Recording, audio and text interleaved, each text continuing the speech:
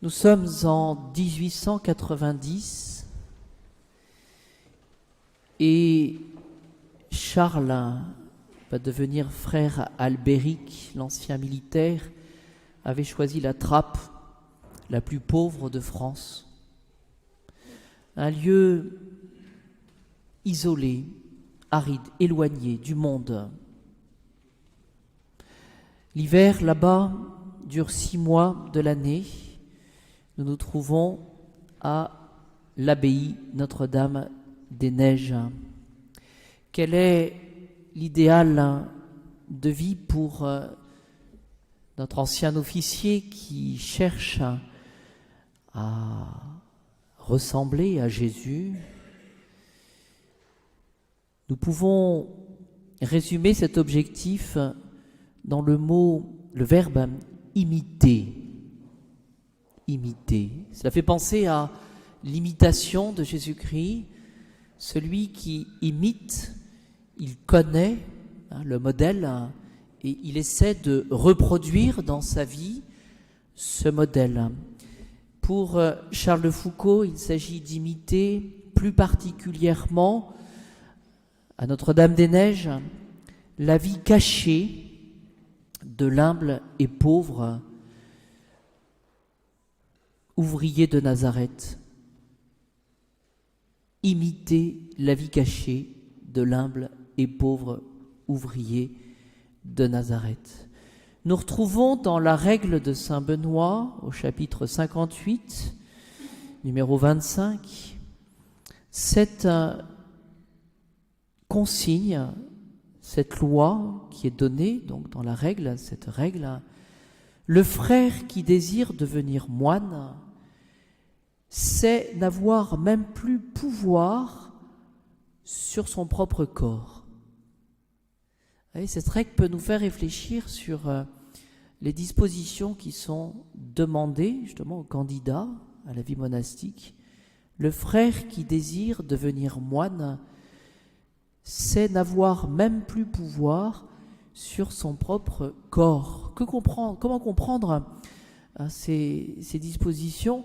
C'est-à-dire qu'il s'agit, voyez-vous, de se consacrer, de se donner librement.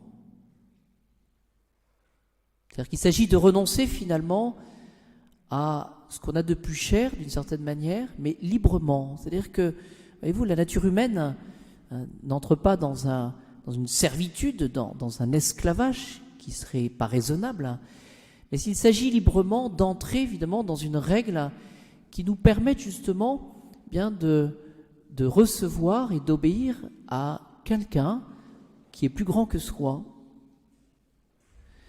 Ces quelques mots peuvent nous faire réfléchir sur les dispositions d'âme qui sont demandées pour nous qui parfois sommes, je dirais, un petit peu de notre siècle, où l'épanouissement personnel est recherché en tant que tel, où peut-être l'esprit d'indépendance est promu justement à une règle un petit peu universelle. Celui qui est intelligent, celui qui est libre, il sait se mettre sous le joug de quelqu'un de plus grand que lui, à savoir le Christ, et être capable pendant toute sa vie d'obéir, d'écouter, et qui n'est pas un acte déraisonnable en soi. Charles avait perdu son cœur parce que Jésus de Nazareth, crucifié il y a 1900 ans, était présent dans son cœur et il voulait vivre à chaque instant en absolue consécration à Dieu. Ces paroles, je les tire du dernier père abbé de la Trappe de Notre-Dame-des-Neiges. Il s'agit du père Hugues. Charles avait perdu son cœur pour ce Jésus de Nazareth, crucifié il y a 1900 ans. Et il voulait vivre à chaque instant en absolue consécration à Dieu. C'est-à-dire que notre saint a été touché par la grâce de Dieu. Il a reçu cet appel pour imiter le Christ Jésus. mais sous cet aspect de la vie cachée de Nazareth, et en cela, il peut être un modèle et source de fécondité pour chacun de nous. Je vous rappelle que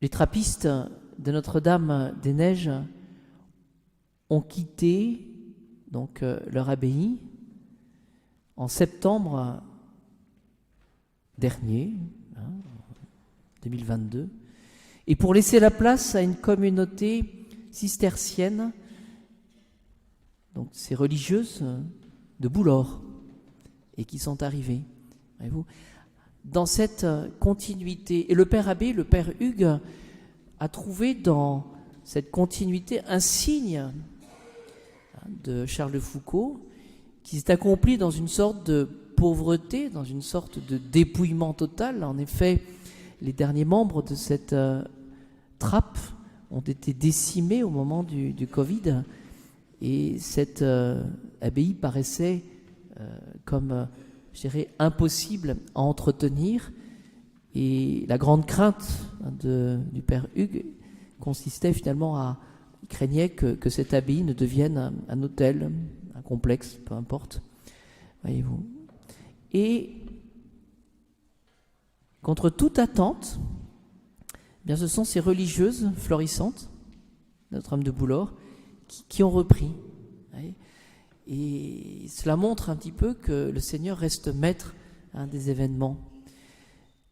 J'ai voulu vous citer aussi le père Hugues dans ce qu'il dit de la prière, lui-même étant passé à côté de la mort, étant très malade.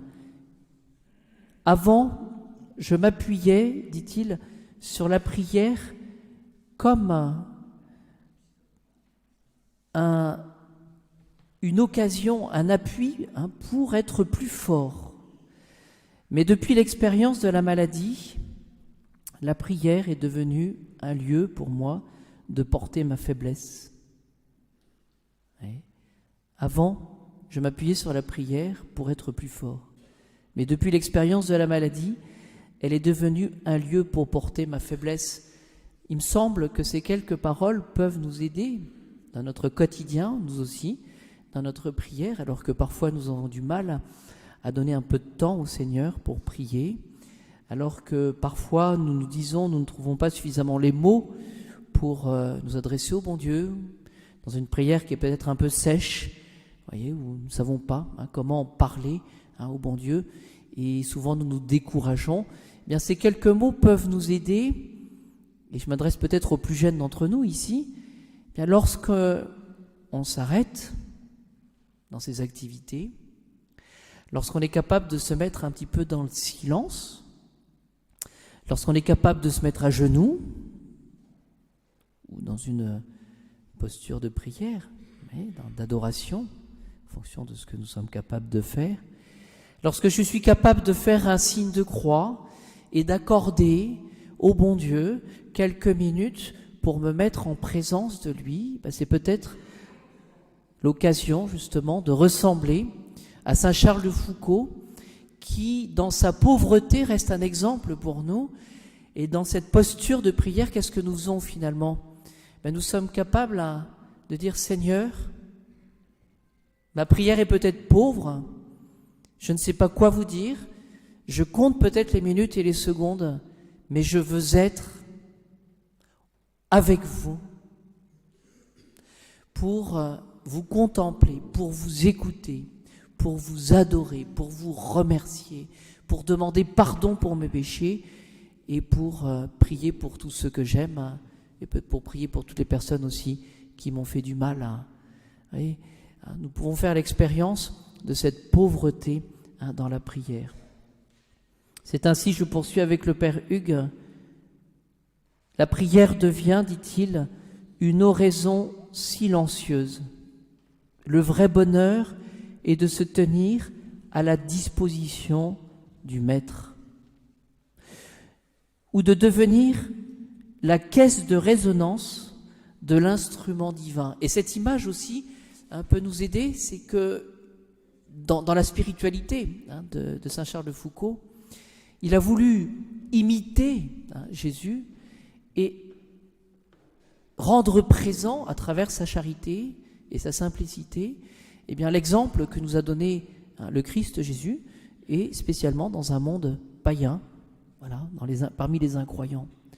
Et cette image, voyez-vous, de la prière devenue caisse de résonance de l'instrument divin, me semble-t-il, nous permet de comprendre un petit peu l'efficacité, la fécondité de la prière. Une âme qui prie, c'est une âme qui est capable de se mettre finalement sous le regard du Seigneur et qui est capable justement de témoigner de ce que la vie intérieure, la vie spirituelle, dans sa plus, pauvre expression, est capable d'avoir de puissance et de témoignage de l'existence du bon Dieu dans le monde. Je termine par cette dernière citation. Il s'agit, lorsque l'on prie, il s'agit finalement de manifester au Seigneur, pour nous-mêmes et pour ceux qui nous entourent, le grand silence.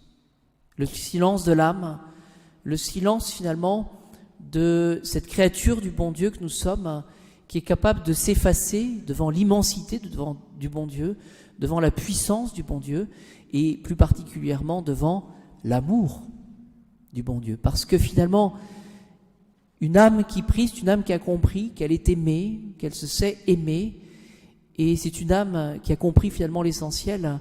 Elle anticipe d'une certaine manière sur ce que nous connaîtrons pendant l'éternité, ce cœur à cœur avec le Seigneur, et c'est bien là l'essentiel. Demandons à saint Charles de Foucauld de nous faire comprendre toutes ces vérités, toute cette simplicité, toute cette pauvreté, qui est finalement la véritable richesse devant le Seigneur.